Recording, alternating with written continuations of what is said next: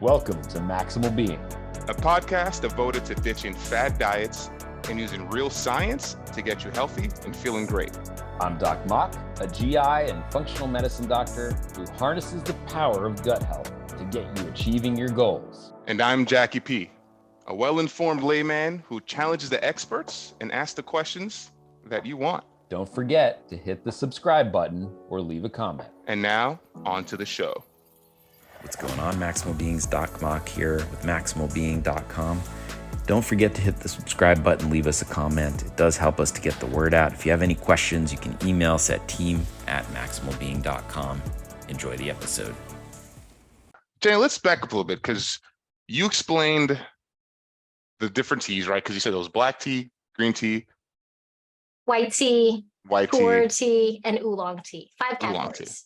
tea. Okay. But then you said there's a plant, the plant that you're just saying. So explain. So that plant is different, is a tea itself? Is that the main tea for green tea? The Camellia sinensis plant. Camellia sinensis, yes. Yeah, makes those five categories of teas. They're all from the same plants. Ooh, okay. I'm gonna have to throw a lay card here. So, so what is it? Is it parts of the plant? Is it the timing when you pick it? Is that what delineates what type of tea it is that comes from that plant?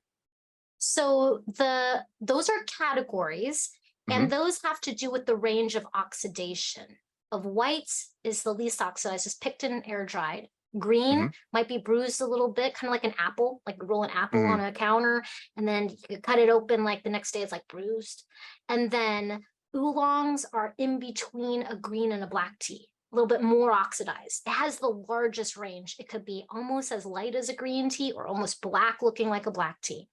Then black tea is not technically fully oxidized. They used to say that in books, like old books about tea, but it's just mostly oxidized, like your banana that's been sitting in your lunch sack for a couple days and like you've neglected it, so it's really brown.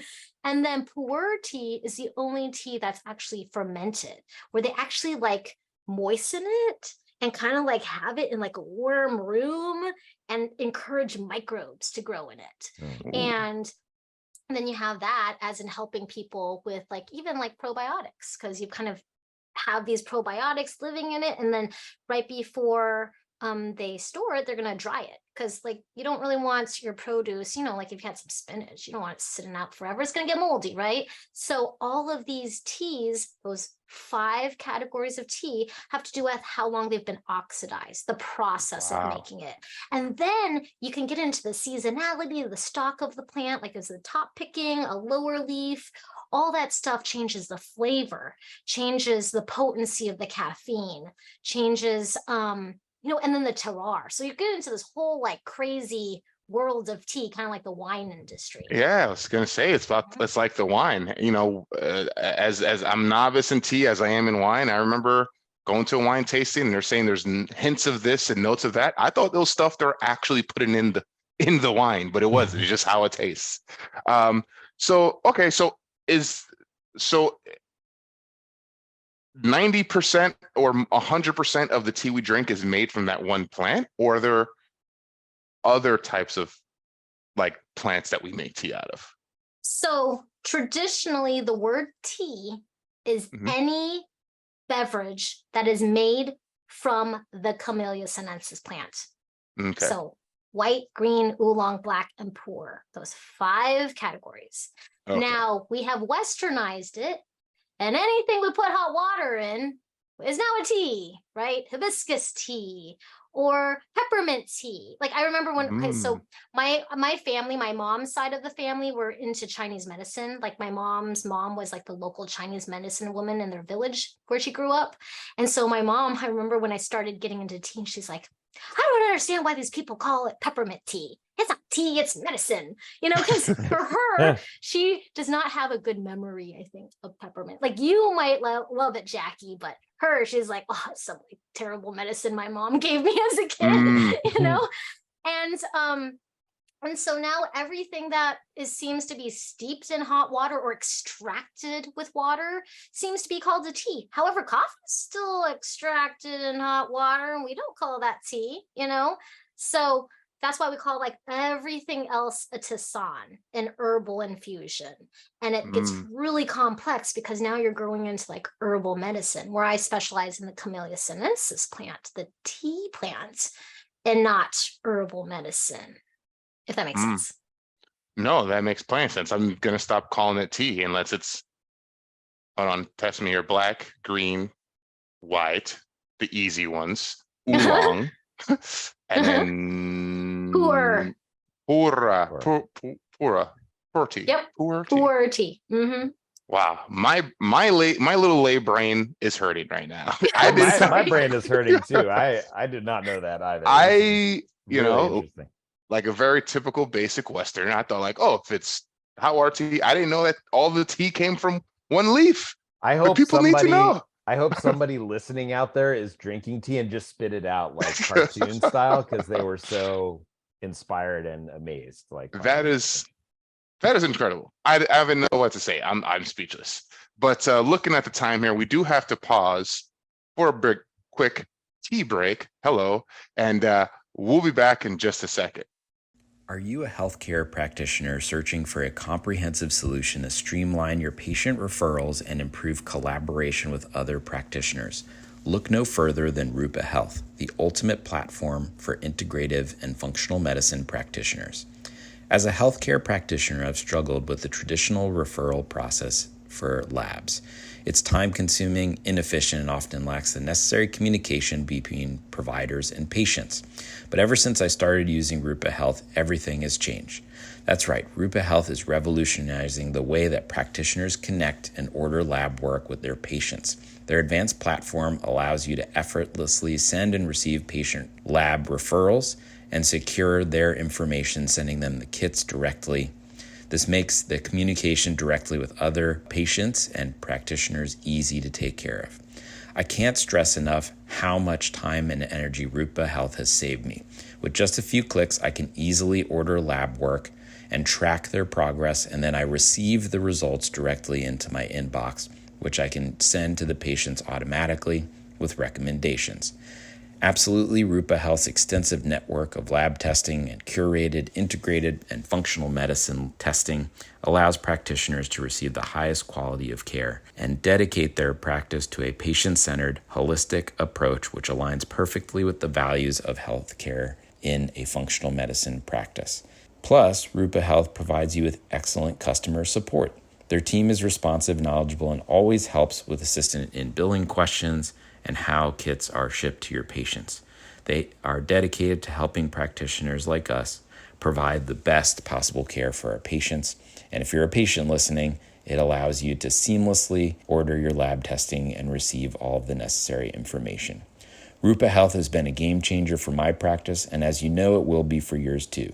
Don't miss out on this incredible opportunity to save on lab testing by heading to labs.rupahealth, that's rupa.com/store/storefront_ V as in victory, G as in grape, X 00400. That's labs.rupahealth.com/store/storefront_ V as in victory, G as in grape, X 0040. I'll see you later, Maximal Beings. All right, everyone, we're back. We've got Jenny, the tea queen in the building, just schooling us on tea facts. We're here at Doc Mock. Doc Mock learned something today, and I'm just I'm impressed when Doc Mock learned something because he is the smartest person I know. So, all right, Jenny. So we sent you some questions. I might have some additional questions because they were prompted. But let's start with the basic three, and we'll mix it up. What do you think? Yeah, let's do it. You ready? All right, cool. Mhm. So first, and we talked about this a little bit, and it doesn't have to be a health textbook. What is your favorite health book and why? So one of my resources that I love reading about, it's this book by an Alaskan author, and it's wild plants. Yeah, I'm just looking at it. It's called Wild Plants. It's like one of my big reference books, Discovering Wild Plants. And it's mostly about the different wild plants, from trees to shrubs to just different things, flowers, all kinds of plants in Alaska, and what they do, like some contraindications, like what they, not do, like this is toxic, don't use this plant. So it's kind of like one of the first tea plants, or not tea, it's not tea, Tucson, maybe, right? Yeah. And so of like foraging and using your natural resources, and how like different people have used them for different ailments or different uses of it. Like fiddlehead, you could use it for like cooking with, or things like that. So that's one of my favorite books that I like to refer to, especially because I live in this amazing, gigantic state that has a lot of diversity in plants, and even just the climates and what is grown where in the state. That it's just a nice resource to be like, what's around me that I can utilize. Wow, that's pretty cool. Yeah, I think I mean, I don't know if we what was the name of the book again? Discovering Wild Plants. Discovering Wild Plants. Doc Mock, how does that check? You know about that one, right? No way, No? man. Ooh, another trophy for Jenny. Yeah, no, Jenny's got this. I mean, she's killing it. I love it. Yeah. So, okay, we'll add that to the list. We do keep a record of the books. And I want to say, correct me if I'm wrong, Doc Mock, but I think this is only the second time someone has mentioned a book that you haven't read, I think. I think so. And it's been more recent. So I guess I better read more or something. Yeah. So, that's amazing. I love it. Jenny, you're on a roll. Yeah, go Jenny. Okay. Second question. What is your favorite exercise? So I mentioned before, I grew up in athletics, and my favorite exercise of all time, but I don't get to do it that much, that often anymore, is jump rope. Because I actually grew up on a jump rope team. Like I've been to nationals twice. That's why I've been to Florida actually quite a few times, because that's where nationals is. Cool. I've always placed in top 10. And actually, that's also the reason why I went to college in Idaho, because they had the #1 team in the country. So, but yeah, I can jump rope on my butt. I can do a handspring and double Dutch. I can do like all those like triple under cross things. That's what I used to be able to do. But I mean, I live in the woods, so I don't have like a nice pad or like a driveway. There's a lot of rocks, so it's not so good for me to jump rope in my dirt driveway, because I'll probably chip a car or something like that. But that is definitely my favorite exercise, and it's just so good for you. You're got plyometrics, great cardio. Yeah, it's so easy to do almost anywhere, low budget, a rope, tennis shoes. I mean, I guess you don't technically need tennis shoes. And we started doing that when we were kids. My sister and I did, because the other big sport in Alaska is hockey, and that's very expensive. So from our family standpoint, they're like, you just need tennis shoes and a rope. Yeah, sure. Go have it. That's incredible. Jenny, you are like an onion. So many layers. As we talk, there's so many different facets. You're a jump roper, you're a tea infuser.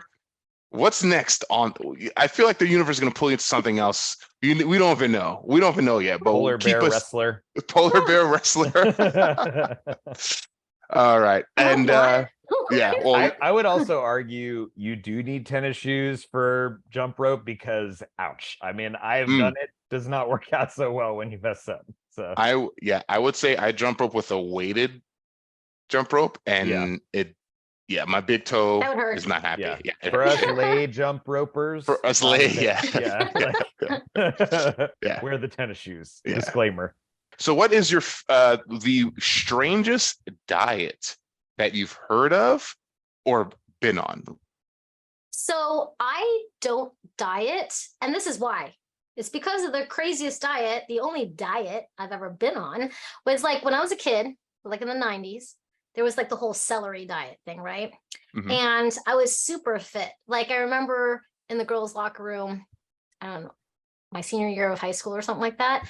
And the girls were talking about a 6-pack. And I'm thinking like a 6-pack of soda, 6-pack of beer. What are they talking about? And they're like, no, your abs. And I was like, I have a 6-pack. Like I had a 6-pack my senior year of high school. I mean, because jump rope, right? Like crazy amounts of jump rope. So I was like, oh. And then I heard that if you diet, like, you know, you'll be more slim or something like that. And my body type is fast twitch, right? I bulk up. I'm more like a gymnast. You know, people, when I had a 3-foot vertical jump, like from jump rope, people are just scared of me because like my calves are like chiseled. So I was like, so Doc Mock understands. Doc Mock has absurd watermelon calf muscles. Yeah. So yeah, you can't even fit into your snowboarding boots that well because you have tiny ankles and chiseled calves. So and so I was like, oh well, and then there was some girls who want to lose weight or whatever that means, you know, and I have weight because it's muscle mass, right? And I was like, I wonder what would happen if all I ate was celery. So I put myself on a celery diet, and it was probably the most unhealthy thing I could ever do. Because at the time I was eating either a loaf of bread a day, because back then it was like carb loading. So I would eat either a loaf of bread a day or a box of cereal a day. Like I ate so much, but I was burning through a lot of calories. So all of a sudden you take that to celery, like, what is that, you know?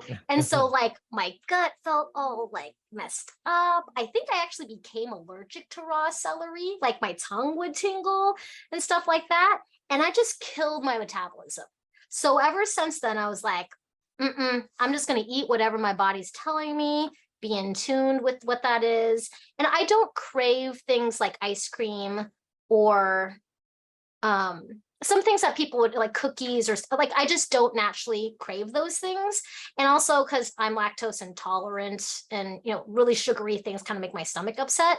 But ever since then, I was like, oh, I'm just going to listen to what my body wants in a healthy way, within reason. You know, I'm not going to eat a big bag of fries or something like that.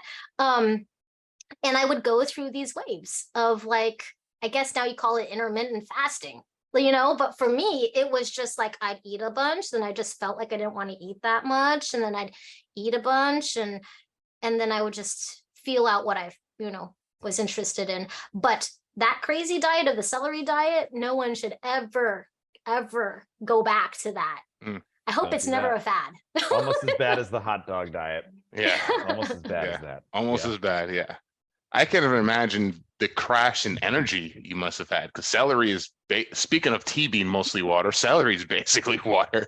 Yeah. So, and also like environmental impact, celery is so hard to grow. It's like, because it's all water, you're just like dumping water into it. So water and fiber. Water and fiber. Yep. Are you looking for high-quality, evidence-based supplements to support your functional medicine practice? Look no further than FullScript, the leading platform for healthcare practitioners to prescribe and order professional-grade supplements. As a functional medicine and gastroenterology doctor, I trust FullScript to provide me with a wide range of high-quality supplements that meet specific needs of my patients. Their extensive product catalog includes trusted brands, ensuring that I have access to the best options for my patients' health. That's right, FullScript offers a comprehensive selection of supplements, including vitamins, minerals, botanicals, and specialty formulations, all sourced from reputable manufacturers. Plus, their rigorous quality control ensures that you're getting products that meet the highest quality standards of purity and potency. And what I love most about FullScript is the convenience it offers. With their user-friendly online platform, I can easily browse, prescribe, and manage supplement protocols for my patients. It saves me valuable time and streamlines the ordering process. Absolutely, FullScript makes it easy to create customized protocols for your patients and track their progress. Plus, they handle all the logistics from inventory management to shipping, so you can focus on what matters most, providing excellent care to your patients. So if you're ready to take your functional medicine practice or wellness to the next level, visit us.fullscript.com/welcome/maximalbeing.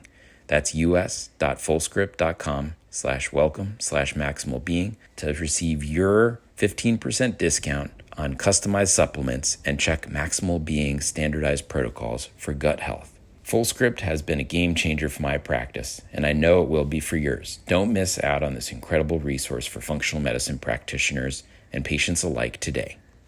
All right. And then another question, which of course, I mean, I hope there's an answer. What is your favorite tea? Oh, my favorite tea is the Tea Kuan Yin Oolong. It's also sometimes called Iron Mercy Goddess Oolong tea. It's called different things because it's a Chinese word. And so there's in English, it's spelled like 9 different ways, but it's an oolong tea, and oolongs actually have 5 subcategories. Oolongs are the largest category of tea, and it's the middle subcategory. So it's literally plain tea, like in the whole spectrum of their 5 different categories, the middle category, and then the middle of the middle. But it turned out that was probably the first tea I ever drank. So while I was learning about tea and I was recalling my grandfather doing his Chinese tea ceremony every morning, and then grandma and grandpa do that weird Chinese thing in the living room, which ended up being Tai Chi because we're the weird Asian family in the neighborhood. I would steal his drink, like just like I used to steal my dad's coffee, and that's how I became a coffee drinker. I would steal whatever the weird thing was in the clay pot that my grandpa had left on the table before he went for a walk. And so when my father was like, that's the tea that your grandfather drank every day, I was like, really? Crazy. And so it's my first tea experience probably, and it is my favorite tea, and it's super budget friendly. Okay, going back to the reason why I started drinking tea, because it's so inexpensive. That oolong, the Tea Kuan Yin Oolong, you can re-steep up to 6 to 8 times if it's a high quality one. I can drink it for like 3 days straight, the same tea leaves. Oh, that, that has brought me to another question, which I didn't plan, about the re-steeping. So my father-in-law, he loves tea, and it's, I mean, I'm gonna see if it's actual tea, but I think it's tea, because now that we know that, everything is not tea, but he saves his tea bags. We get him a tea for his birthday, and it's like all these very nice fancy teas, and he would like re-steep the same tea bag. And like, dude, there's like 20 tea bags in here. Like, we can get you more. But I always just thought that when you I've never tried to re-steep a tea bag, but what is it just the type of tea you can steep? Is it like the brand? Is it like what makes it re-steepable, if that's even the right word? Yeah, no, that is a great question, because every time we have customers come into our store, we're always saying, don't forget to re-steep your tea up to 4 times, because they just don't know. Because if you buy like a $30 can of tea from us, you might be like, why in the world is this $30? This is so expensive. You're like, well, actually it makes up to 160 cups. So, and it's because of the re-steeping. So if it's a higher quality tea, the tea leaf, like just imagine like a leaf on a tree, they roll it up super, super tight, usually by machine. And that tightness, even if you put boiling hot water in it and it's sat in boiling hot water for like 3 minutes, it barely opens. So the higher quality tea it is, the tighter rolled it is, which means the more times you can re-steep it, which also means it's fresher longer. So when you think about, say, go back to sustainability, right? Thousands of years ago, they did not have plastic resealable bags. They didn't even have vacuum sealing. What they had to do was put it in their sack, a box, or however they're going to transport it. And we know essential oils are extremely important for not just flavor, but for nutritional benefits in our food. So tea would be transported all the way across the world in these crates or sacks or whatever they were, but the tighter rolled they were, the better their essential oils were self, quote unquote, vacuum sealed for transport. So they weren't stale. So higher quality teas are tighter rolled, and you can definitely re-steep them. Okay. That's good to know. And can you, because I know there's a temperature, there's a whole temperature piece of this, right? And, there's, so can you ruin tea? Is it possible to ruin tea for too high of a temperature or too long at a high temperature? Is that like a multifaceted question, or That's a very controversial question. Ooh, So I'm gonna rock the boat here and say, no, you can't ruin a tea, because all the tea connoisseurs out there will be like, what? yeah, There's a perfect, I mean, come on, won the top tea infusionist competition at the World Tea Expo. yeah. I No know big how to make a deal. perfect cup of tea. Yeah, yeah. But if you're a newbie, it's your cup of tea. You drink it however you want. And if you, okay, so just like coffee, tea has temperature and it has to do with the extraction rate. The extraction rate of getting the essence out of that plant material, whether it's coffee, whether it's tea. Time and temperature have to do with the extraction of its essence. And so if you make it too hot or too long, and it's really strong, really bitter, and let's say it was a high quality tea to begin with, because you got low quality teas that just don't taste good no matter what, that you can just water it down. So I'm just telling you, just put more water in it and it'll be less concentrated. Yes, I mean, if you're going to be in a tea competition, you could ruin a cup of tea, but I mean, it's your cup of tea, and really time and temperature just changes the extraction rate. And so, can you technically ruin a cup of tea? I personally don't think so, because you can just fix it. Sure. Well, proof of concept, Jenny, in the podcast world, we are starting to steep a little bit too long, but the extraction rate has been very high. So thank you for that. Ooh, another pun. Hello. Jenny, where can people find you if they're looking for your wonderful product? Yeah, they can look us up at sippingstreams.com. We also have a YouTube channel, so youtube.com/@sippingstreams. Lots of great tea education information there. Awesome. Thank you so much for your wisdom. For all of you out there that have not done so already, go ahead, hit subscribe button, leave us a comment. It does help us to get the word out. If you have a question for Jenny or any of our wonderful guests or Jackie P, email us at team@maximalbeing.com. I'm going to promote our kombucha course because that marries well with tea, fermented teas, right? So go ahead and find that at maximalbeing.com. Jenny, thank you so much. I learned a tremendous amount. I'm a bitter tea sort of guy, so I steep a while. But thank you for sharing this wisdom with our patients. It certainly does help, especially, my patient population who's always looking for new and innovative things to boost their wellness. Jackie P, any departing words of wisdom or? Listen to the universe. It took Jenny so long to get into what she was apparently born to do, stealing tea from her grandfather. So listen to the universe, folks. It tells you where you're supposed to go. As always, I'm Doc Mock, and I'm here with Jackie P and Jenny at Sipping Streams Tea Company, and we are here to maximize your health. The content included is not intended to be used as medical advice, and viewers should consult their physician or healthcare provider should they have additional questions.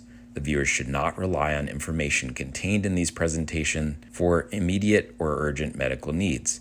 Additionally, if you think you have a medical emergency, call your physician or go to the emergency department or call 911 immediately. Never disregard professional medical advice or rely on seeking medical care or delay medical care due to information contained in this presentation. What's going on, Maximal Beings? Doc Mock here. If you haven't done so already, leave us a comment and hit the subscribe button.